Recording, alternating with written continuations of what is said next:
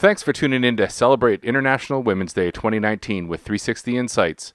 We're so excited to bring you this discussion with two incredible women from the channel space, Diane Krakora, the CEO of PartnerPath, and Meaghan Sullivan, Head of Global Partners at SAP. And they're being interviewed here by 360 Insights Vice President Steven Kellam.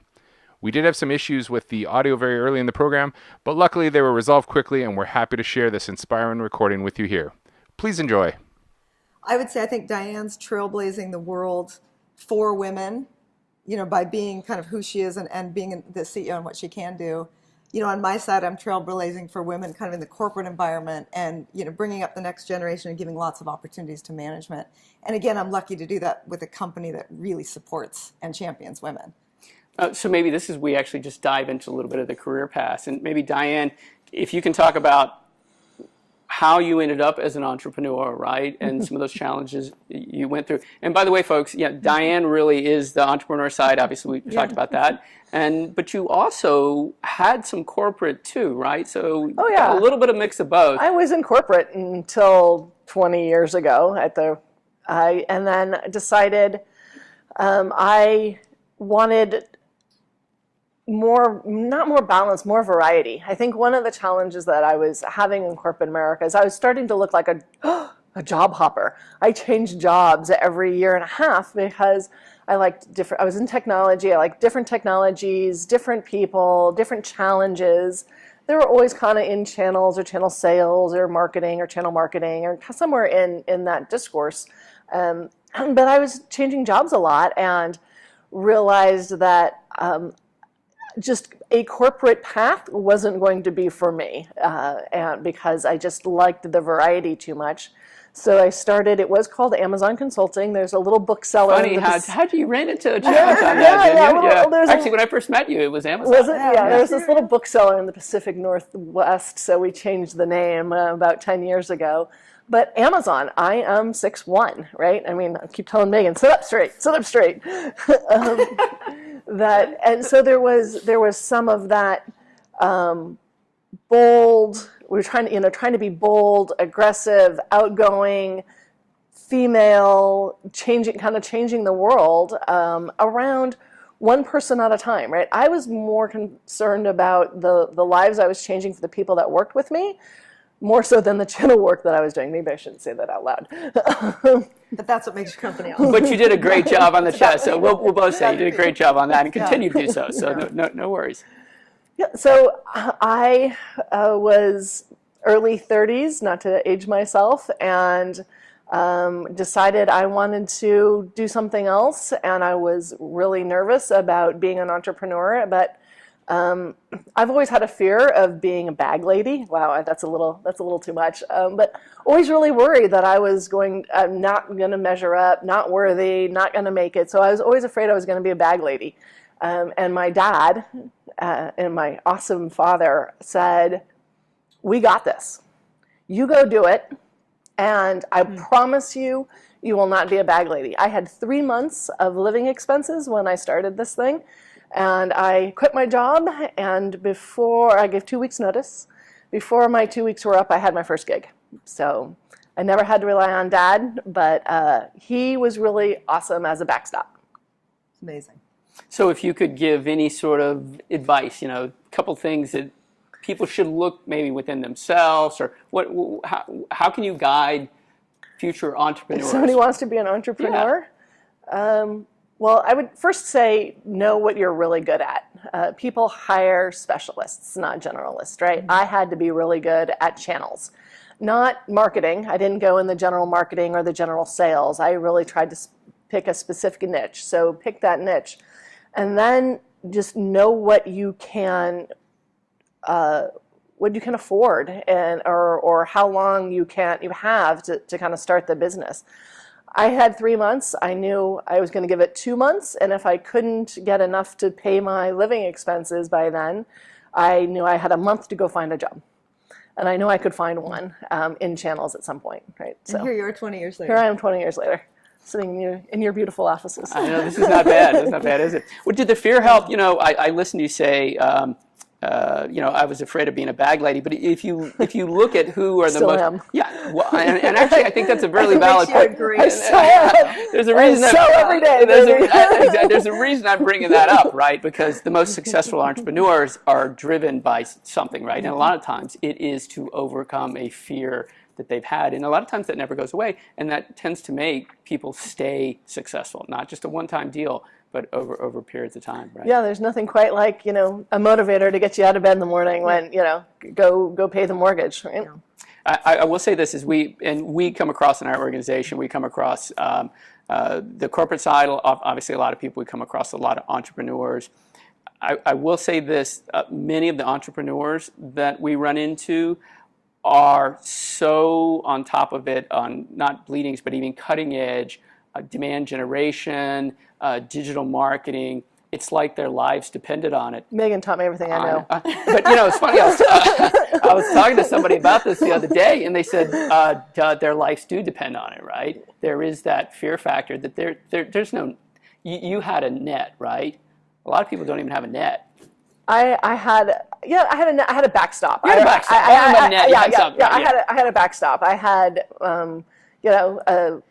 my dad just really believed in it. Was a soul, held his own shingle. He was he's a doctor in private practice, so he knew what it would take to kind of hang out your own shingle and grow your own small business. And he said, "Go for it. I can't imagine another or better gig for you to do, and I will make sure that you don't become homeless."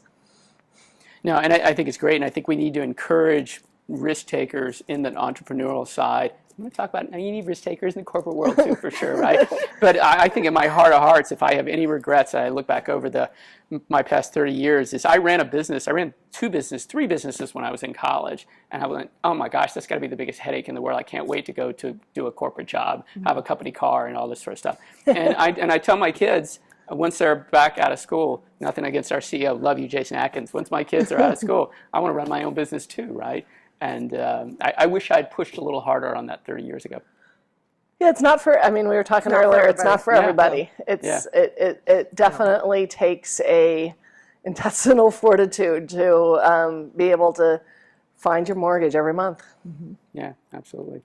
So Meaghan, on the corporate side, you have rocked that world, and did you ever? I'd love you to walk us through that. But did you ever? Oh, you did. You interviewed with her in 2006, so you did think about it. Interviewing her though would still be working for someone else versus hanging your own shingle, right? Yeah. Well, I don't know whether it was a partner or Well, yeah, we were talking before the webcast, but I do think it takes a certain type of DNA to be a CEO and an entrepreneur and start your own business and hang your own shingle and do that. And I respect and admire the heck out of people that do that. And watching Diane's career has been just fantastic. I'm on the flip side of it, where ever since I was like 16 years old, it sounds silly, but I knew I wanted to work in a big company. I had a love of Japan. It sounds silly. Yeah, it does, right? I mean, very few kids that age know what they want to do, but I loved Japan. I loved technology. I loved corporate America. And it's funny, I would tell my parents, I'm moving to San Francisco, I'm going to work with Japan somehow, and I'm going to be a part of a big company. And I just always had my sights on that. So that's what I did. I moved to Silicon Valley to take advantage of that opportunity. I guess I would be a company jumper, a job jumper. So I've been at 9 different companies in my career. A lot of big companies, a couple startups along the way. And I think what I've realized is true for me is that I absolutely love working with big companies. I love having the brand to leverage off of. I like the support structure of having lots of people marching towards the same big, huge revenue goals, big team collaboration. I've always felt that 5 brains are better than 1. I'm very much kind of brainstorm, collaborative type of personality. And so the corporate world fits my personality really, really well. So what would you recommend to any young women coming up through this? How do they, and then I want to come back to your Diane, and maybe even some specifics on that too, right? So how do they navigate? How do we take that group going all the way back to, right, let's take it all the way back. Let's say you're in high school, right? And you're, as a kid, trying to figure out what to do. And I know most of them don't figure out the corporate, but most of them are going to end up in the corporate world, right? Mm-hmm. So whether they like it or not, the majority, they probably should be thinking about that. So if I'm a woman today, kind of give me your view on the, it's Gen X, Gen Y, right? All of them, right? All the way Yeah. back to across all those groups.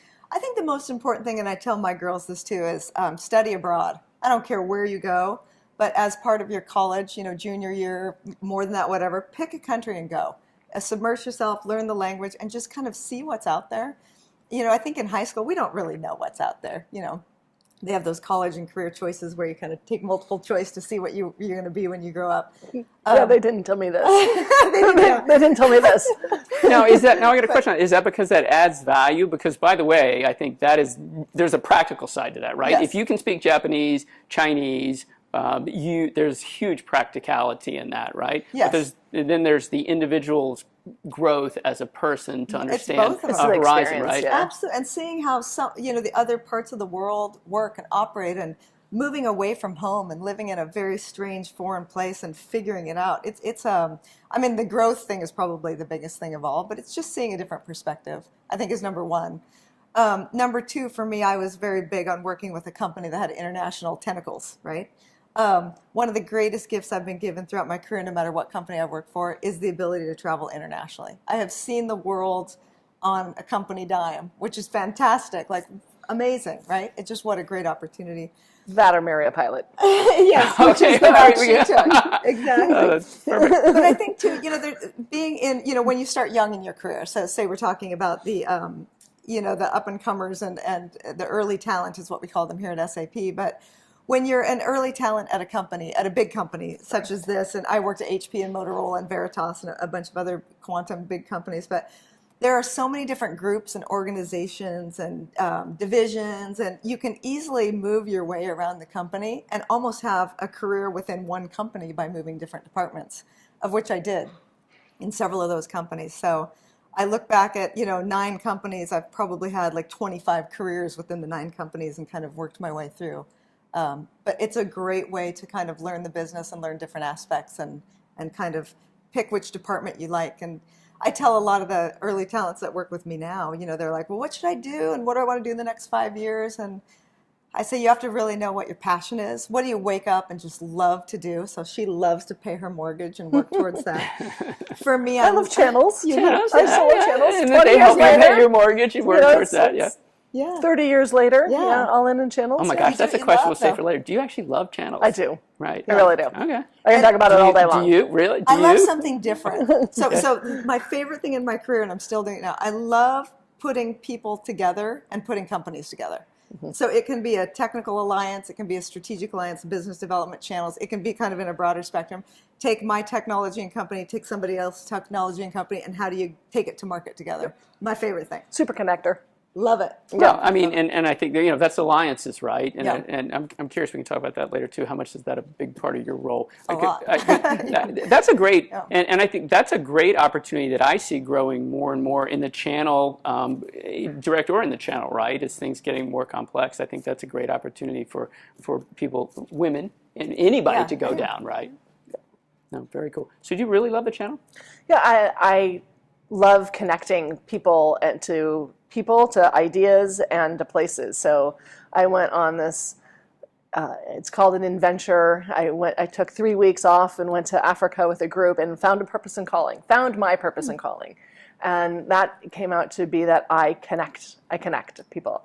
I can't sit on a plane and not talk to the person next to me and find out all about them and then recommend wines or restaurants or places to go. So I cannot not connect things. And I think that's one of the reasons I love channels so much, because what we're doing is connecting people to other people and into technologies as well. Mm-hmm. No. So coming back to the celebration side, and as you talk about that, your enthusiasm just comes through. So how do we do more of that celebrating, right? Coming all the way back around to it. Once again, I just got to say that I celebrated it this week, but I'm just being completely transparent. Mm-hmm. I celebrated this week because we had this sitting in front of us, mm-hmm. right? And so I knew that I was going to be sitting down with you two, and it made me dig into it, read about it, made me talk to people about it. But that's 1 week out of, rest of the year.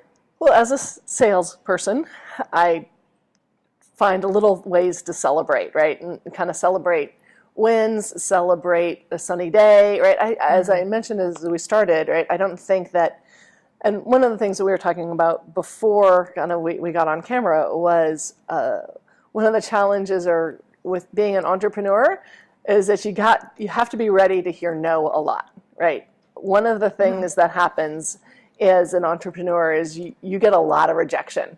So if you can't handle rejection, then don't do it, because as an entrepreneur, people are going to tell you no. If you're going out to get funding, if you're selling your ideas, if you're selling your services, you're going to hear no a lot.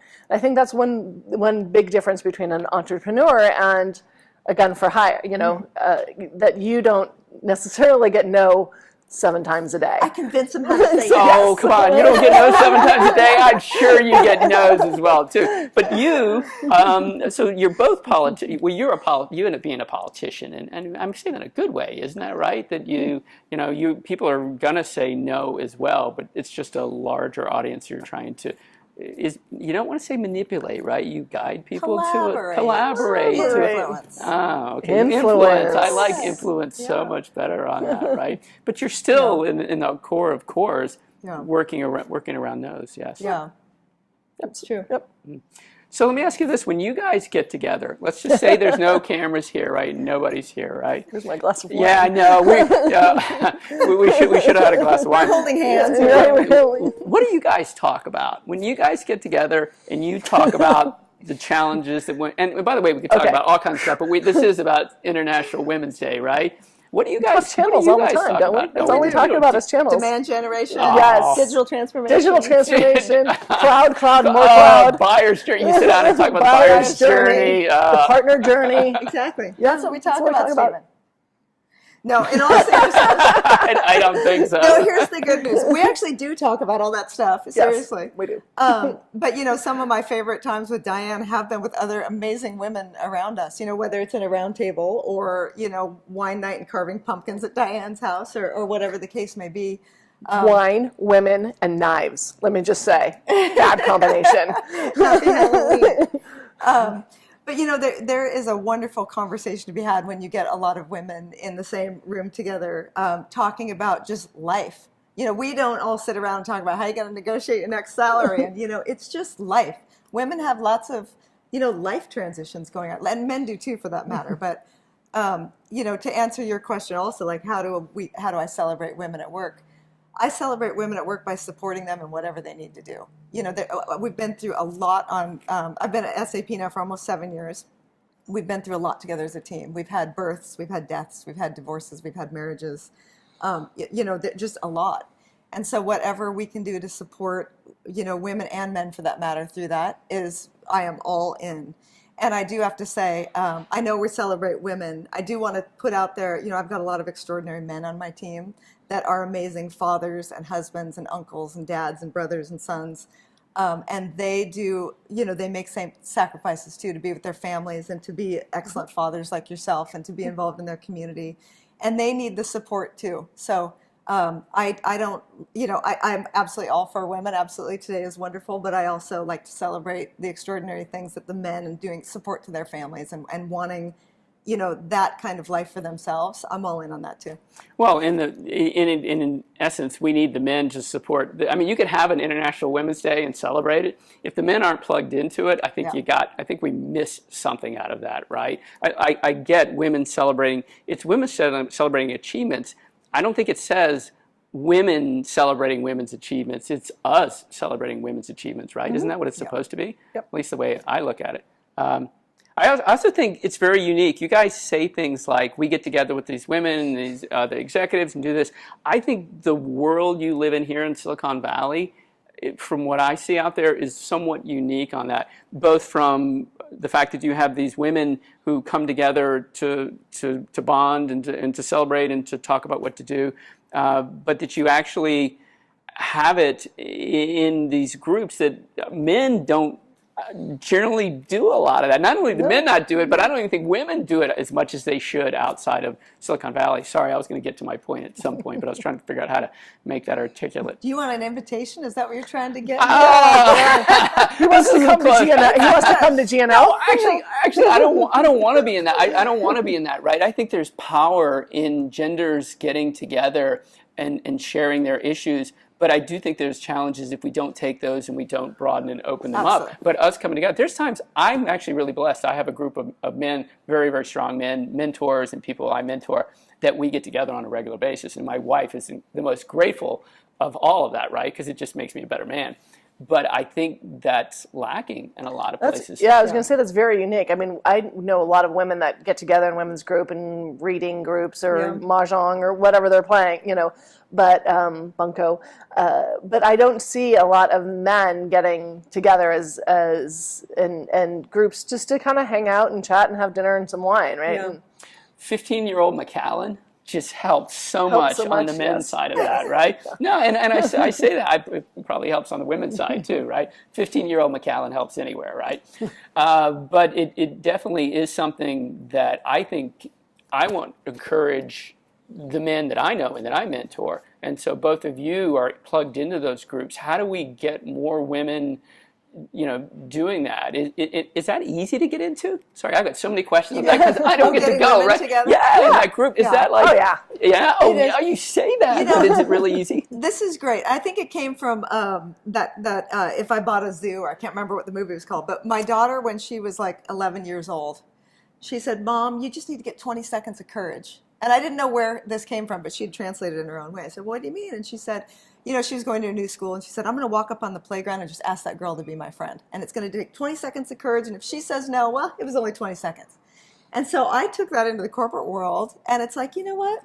I'm going to go up to this really cool woman and say, "I think you're really amazing. You want to go grab a cup of coffee? We should get together for wine." Whatever. It's the same thing as adults as it is for kids on the playground. You just have to have the courage to go up and ask and make something fun out of it. And you'd be surprised how many people say yes.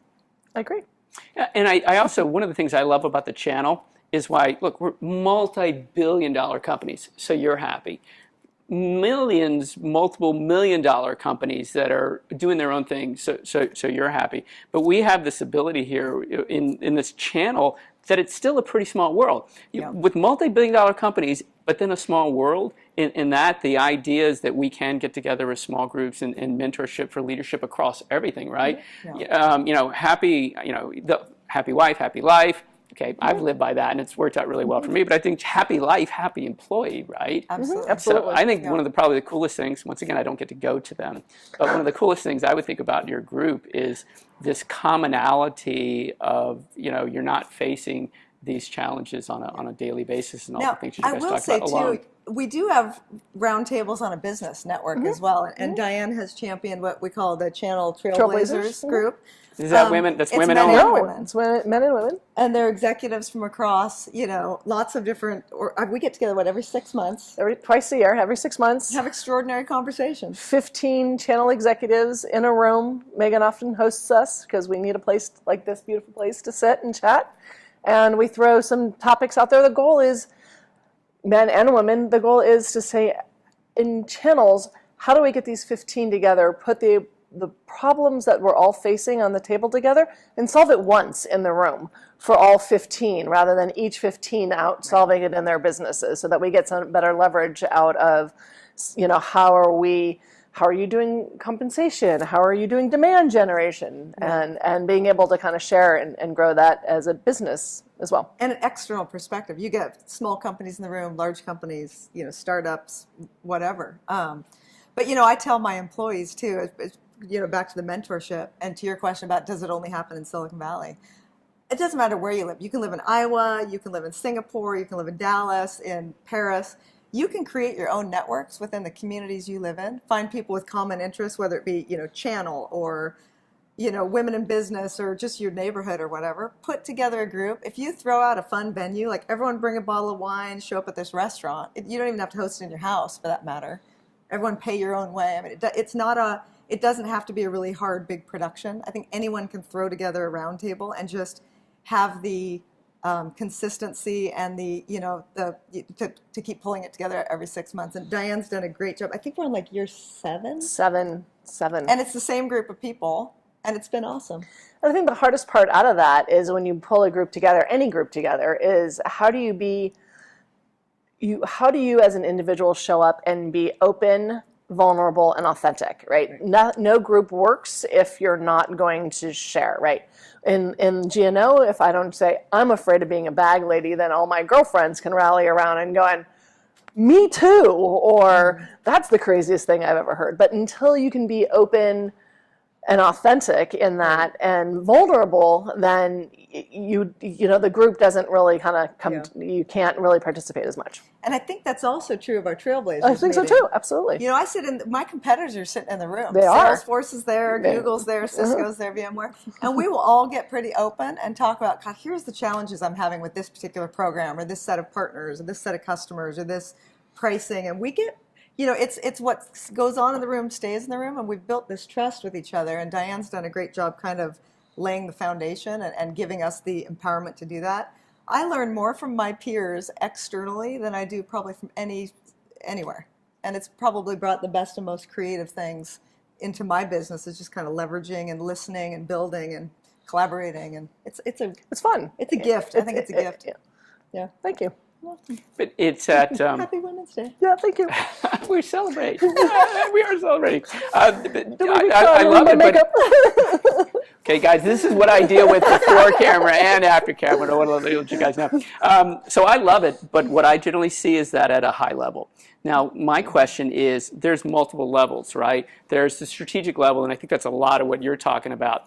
And then maybe there's the senior director, VP level. Okay, I still own an awful lot underneath that, but there's more. And then there's the people, look, the challenges I see is the people running these programs, literally who have to run these programs and are dealing with internal and external challenges. Well, she made one of those too. Okay, which one? Right? I just named 3, and there's probably more than 3 layers. So we have right? we have a channel chief Trailblazers, and then we have the program level as well. The people that actually have to put together and implement the programs. Okay. Just to share as well on kind of how does the rubber meet the road and what challenges do they face and how did they overcome those. Even and a lot of the conversation in those, and I hate to talk out of school, is internally. How do I sell this up the food chain? Yep. And how do I sell it around the food chain? And how I got 7 no's, now what do I do? I'm like, you're going to get a yes. How do we get more of that, right? Because as somebody who works for an organization that has a platform, right? Mm-hmm. It's a platform. And by the way, we have a great platform. But our platform doesn't mean anything if the program, if the data's not right, if the program's not right, if the reporting's not right, if the senior executive buy-in's not right, if the budget isn't there. Look, there are all these pieces, right? So how do we get that group bigger and better? Do we drive the above group to spend more time getting that group underneath to attend things like that? I'm not trying to build your build my meetings. Pay for your second house. Build up my meetings. These things are free. I don't charge them for that. They are free. They are free. You can come free to any of our roundtables. I think the challenge is that we've become a much more God, this is going to sound so bad. Disconnected society. We don't have time to go be together, right? We don't have. But I'll text you. You'll text me, and we'll Slack each other. But just the time to get people out of the office.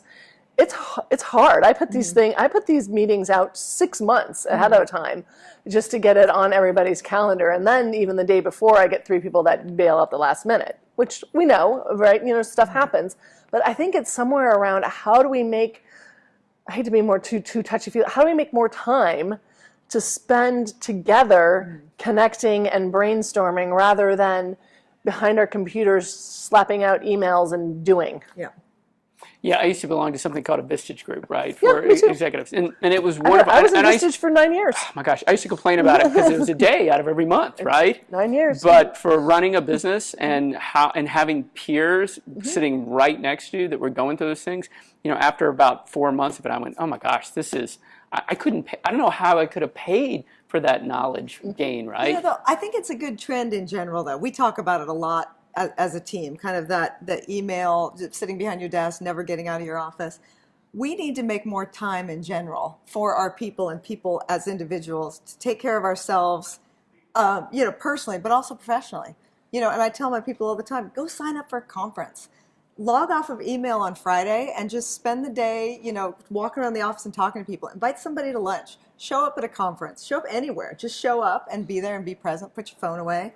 I think it definitely comes from the top, and allowing and enabling our employees to feel comfortable that they can do that, I think is super, super important. But, progressions throughout your career and promotions, they don't happen because you sat at your desk and did your email and didn't talk to anyone. Right? They come out there because you're grinding and you're hardworking and you're being present, you're putting yourself out there. And but we're extroverts though too, so that's a little bit easier for you and I. Fair, but it's really up to the individuals to be whatever they want to be, right? I mean, nobody's going to make your career for you. No. Is that harder for, I'm sorry, we are celebrating International Women's Day, right? Is that harder for women to do exactly what you just said than it is for men? No, I think that's a common, I think it should be easier, right? Because women are more communicative and collaborative anyway, and more chatty, clearly. Yeah. So I think it's easier. I would think it's easier but that's just me. I'm an extrovert. I am pegged on the extrovert scale. If you don't know me, that's pretty obvious. To kind of get away from the desk, walk around, make conversation, connect. I think women naturally are more herd animals rather than the men kind of going off to go hunt the woolly mammoth and the women staying around hunting and gathering together. But it could be as easy as take that 20 seconds of courage. Find somebody that you're impressed with on LinkedIn. Send them a note. God, I'm so impressed by you, or I read this about you. I think you're really, amazing. Can I get half an hour of your time just to hear more about you? You're going to get like 400 of those. Yeah. No,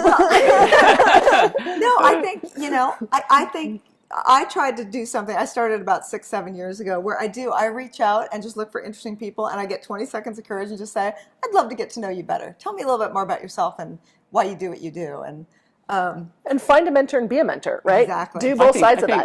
I think that, right? The both sides of that, both right? sides. You also have to be willing to be a mentor, right? At any stage of your career, find an opportunity to also be a mentor. Totally. Yeah, and I think probably, as you say, at any stage of the career, there's always, especially in fast pace where we are, there's always somebody behind you. I mean, just turn around, right? And it happens. By the way, we did a really cool thing yesterday where we did reverse mentoring. I got my leadership team on the phone, and I got a bunch of really cool early talents at SAP, and they came on and taught us for half an hour about all the cool things going on in digital and social and kind of 2019 and what's happening in the world. We have to be really willing to listen too. Mm-hmm. It comes from all directions. Look, I completely agree with that. I remember one time I had a millennial working for me. It's like, we need to do podcasts. I was like, why do I want to do a podcast? And he just rolled his eyes. This was years ago, right? And he was right, but it took someone. What do you call them? Early talent.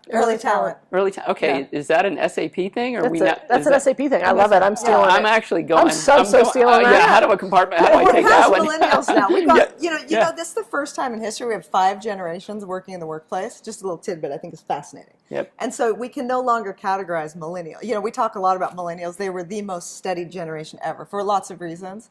But we have to move away from that now because the next generation and even the one after that, they're coming up hard and fast. So that's why we say early talent. It's, anyone kind of launching their career and up and coming, you can learn a lot from those guys.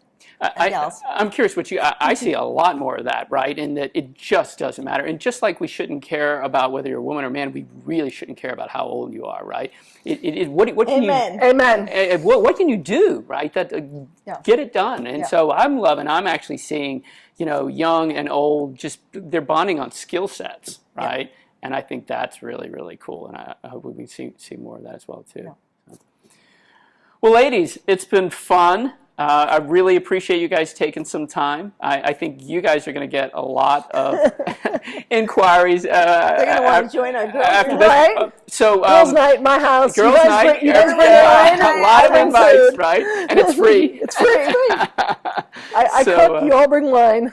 So we will post this and we will put this out there and we'll put everybody's contact information out there and make sure everyone has access to this. We'll promote it and get you guys all your contact information out there. But I really want to thank you. I want to celebrate you. both of you. You've been wonderful people in my life from a business perspective and a personal perspective. I can't think of two more lovely ladies to spend the time with doing this today. So I really appreciate Thanks it. for the opportunity and the coffee. And the coffee. coffee. Oh, when you drink that coffee, Hot seriously, Ella. I just thought that was the coolest thing, right?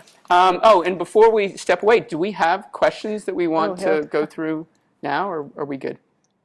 How about my mom? Does she have a question? Your mom viewed like from 200 different places I to think get my the whole mom's the to only get one the out whole there to get too. the whole viewership. Your mom's mad at you? My mom's mad at me. Okay, good. We're going to work on that. Okay, you guys will work on your mom.